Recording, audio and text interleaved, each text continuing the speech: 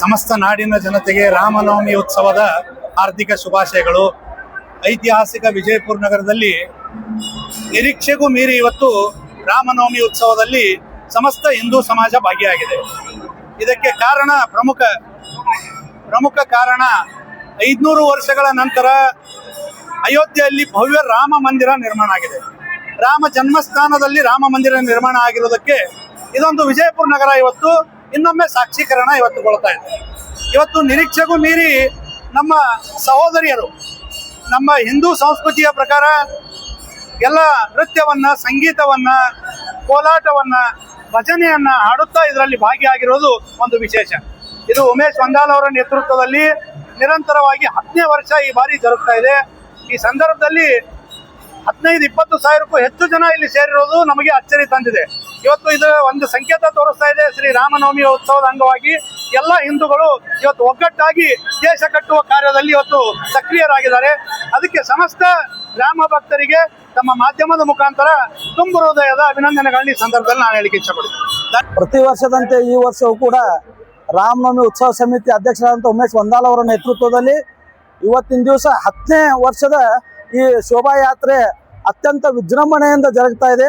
ಇಡೀ ಬಿಜಾಪುರ ಜಿಲ್ಲೆಯ ಜನತೆ ಅಗದಿ ಉತ್ಸುಕದಿಂದ ಈ ಶೋಭಾಯಾತ್ರೆಯಲ್ಲಿ ಪಾಲ್ಗೊಂಡಿದ್ದು. ವಿಶೇಷವಾಗಿ ನಮ್ಮ ತಾಯಂದಿರು ಒಂದೇ ಬಣ್ಣದ ಸಾರಿಯನ್ನು ಉಟ್ಕೊಂಡು ಇವತ್ತಿನ ದಿವಸ ಒಂದು 3000ಕ್ಕಿಂತ ಹೆಚ್ಚಿಗೆ ಏನು ನಮ್ಮ ತಾಯಂದಿರ ಶರ್ಯಾರ ಅವರು ಅತ್ಯಂತ ಅತ್ಯಾಕರ್ಷಕ ಇವತ್ತು ಎಲ್ಲ ಐತಿಹಾಸಿಕ ದಾಖಲೆ ಬರೆದಂಥ ಈ ಬಿಜಾಪುರ ಜಿಲ್ಲೆಯಲ್ಲಿ ಅದೇ ರೀತಿಯಾಗಿ ಇದು ಅಂತಾರಾಷ್ಟ್ರೀಯ ಮಟ್ಟದ ಭರತನಾಟ್ಯ ಕಲಾವಿದರಾದಂಥ ದೀಕ್ಷಾ ಬಿಶೆ ಅವರು ಕೂಡ ತೆರೆದ ವಾಹನದಲ್ಲಿ ಭರತನಾಟ್ಯ ತಮ್ಮ ಕಲೆಯನ್ನು ಪ್ರದರ್ಶಿಸುತ್ತಾ ಹೊರಟಿರುವುದು ಈ ಸರ್ತಿ ವಿಶೇಷವಾಗಿದೆ.